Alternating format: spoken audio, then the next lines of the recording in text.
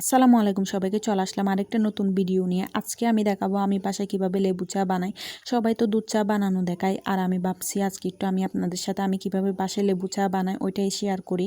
তো এখানে আমি একটা পাতিলাতে পরিমাণ মতো পানি নিয়ে নিছি, এরপর দিয়ে দিব তেজপাতা আর লেবু পাতা আর বাত পাতা। আর লেবু চাতে যত বেশি পাতা জাতীয় খুশবু পাতা জাতীয় জিনিস দিতে পারেন ততই বেশি খেতেও ভালো লাগে, তাই আমি সবগুলো দিয়ে দিছি। এরপর আদা কুচি আর লং এলাচ দিয়ে দিছি, এরপর দিয়ে দিছি পরিমাণ মতো চা পাতা। আর লেবু চাতে যত কম চা পাতা হবে তত কালারটা দেখতেও সুন্দর লাগবে আর খেতেও ভালো লাগবে।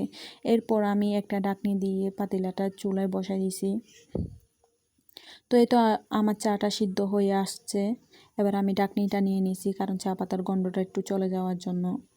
এরপর আমি একটা মগের মধ্যে পরিমাণ মতো চিনি নিয়ে নিছি আর ছোট্ট একটা লেবু কেটে রস চিপে দিয়ে দিচ্ছি।